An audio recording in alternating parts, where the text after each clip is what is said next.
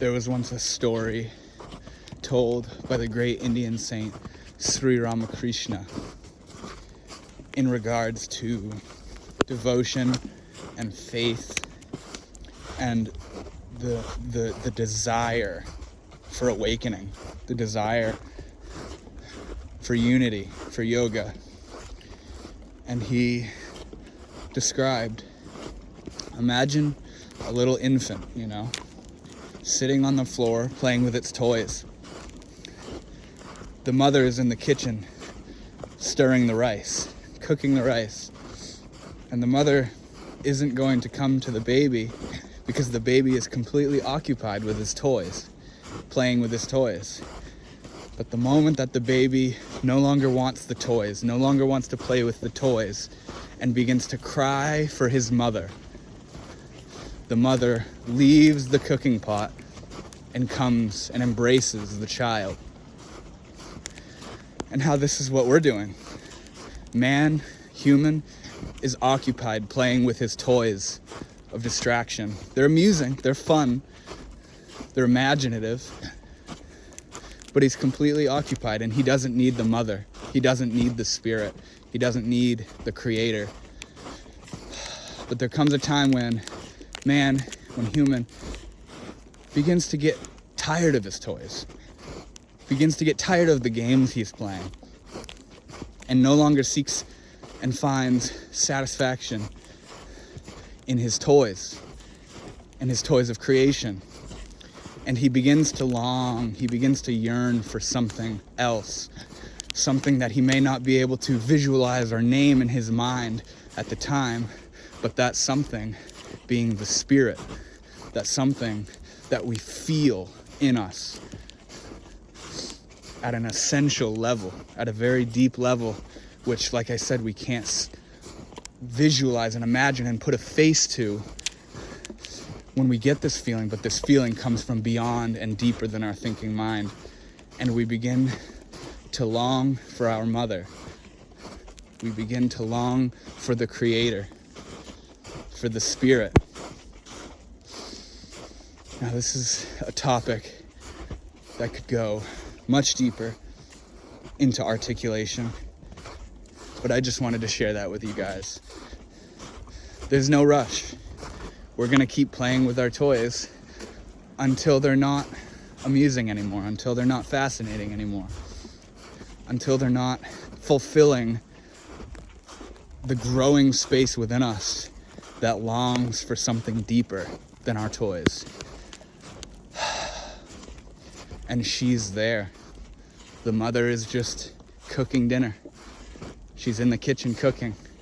She's just stirring the pot of the cosmos. Waiting for you to need her. Waiting for you to remember the mother. Thank you, guys.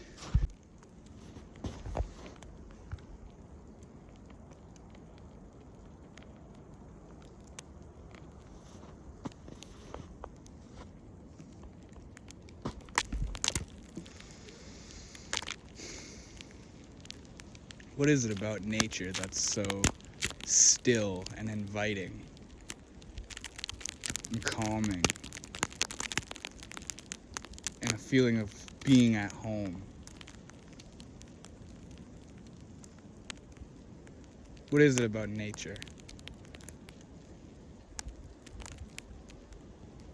where when you're stressed or bored or sad or anything really, and you take a moment to come out into nature, into the natural environment of trees and snow in this case, and wind roaring through the trees,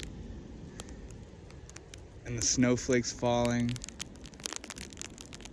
there's a feeling inside. An ancient feeling. An ancestral feeling.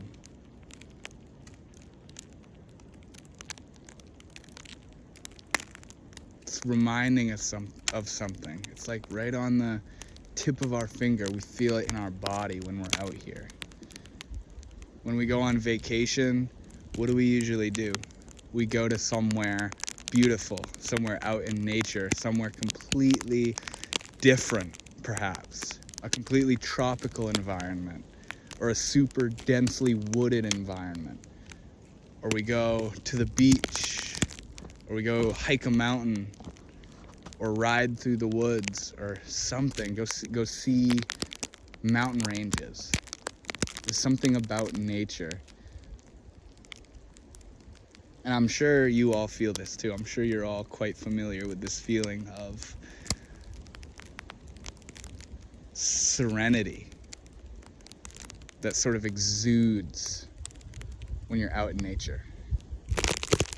And nature has it all, because it's not always going to be relaxing, and calm and serene. That you could see animals fighting, or, trip and fall, or stumble across like a corpse of something. Nature is deep and rich, but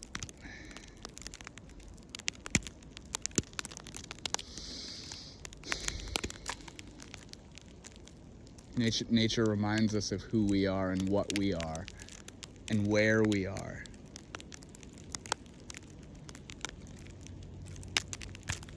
If you're ever feeling stressed or sad, or you're in that position where you feel like there's something you need to do, but you don't quite know what that is, you don't know the next step, the next move, or even if you're just bored, come out into nature. And in a wordless way, ask what nature is doing. Ask for its advice. Come out here and see what this is doing. You're always doing. We are always busy doing, thinking, choosing. And when we feel overwhelmed, return to nature, return to the environment, return to the elements. And set yourself aside for a moment, the superficial thinking ego, and just feel the environment. Listen to the wind. Smell the environment.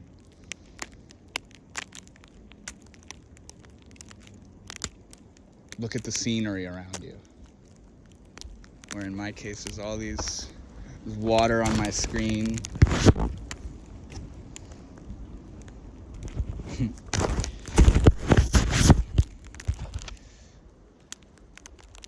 Just this beautiful snowy wonderland. I'm out at a gravel pit right now.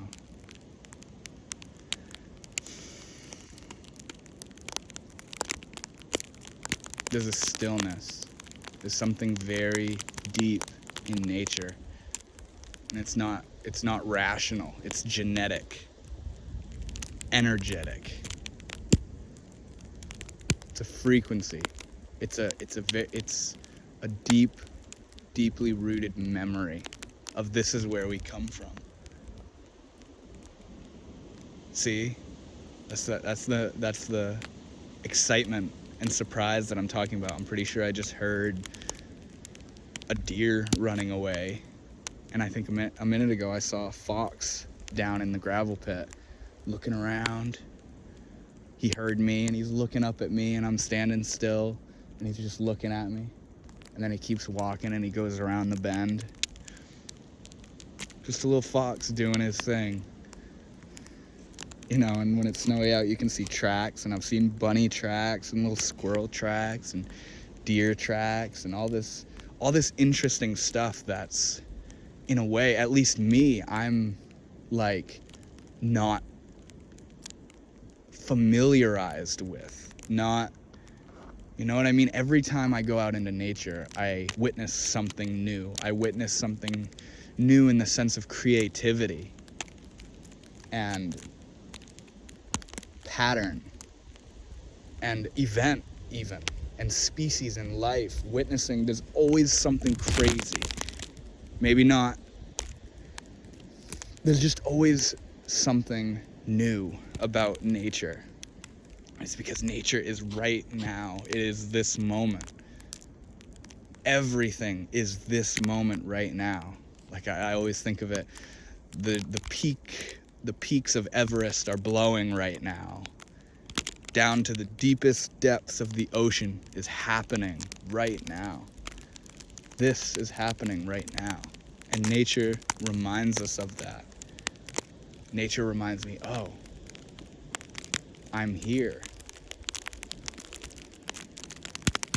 And of course, in my philosophically tuned mind, I'm, wow, like, what even is this? And the fun part about that is it's telling you in every moment what it is. This is what it is. We live in a complete, environment, Like I'm just this little cell standing down here with my little walking stick and gloves and hat, braced for the elements. I'm just this tiny little bacteria that's floating on the surface of the cosmos water in a little corner. And I'm experiencing this. It's remarkable.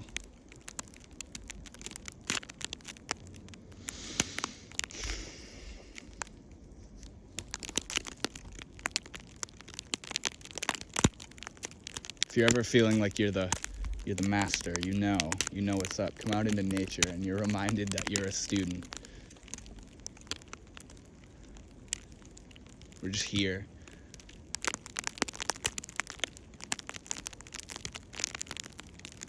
Learning and exploring, trying out new things, just like nature is, genetic mutations and diseases and antibodies and species and all of it.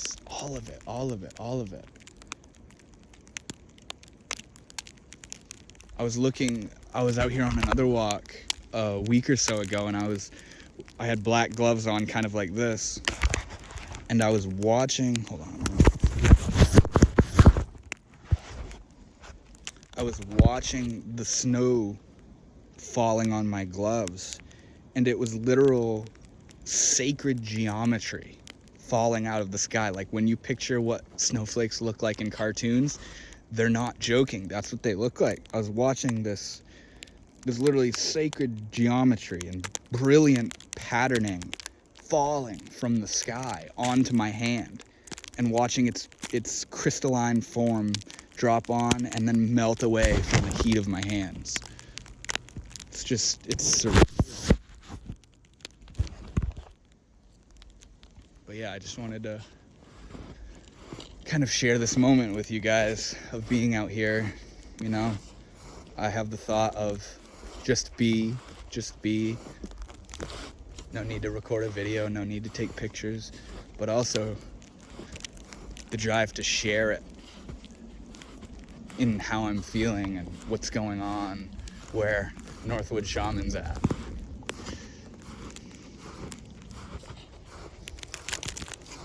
Everything's okay. Everything's fine. Even though it may not seem it.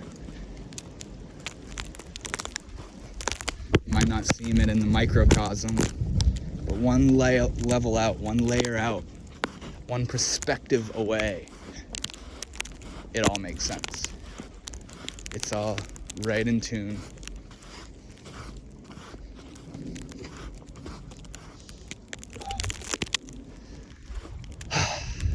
Thank you guys for watching. I hope you enjoyed. Enjoy the rest of your day, and I'll see you later.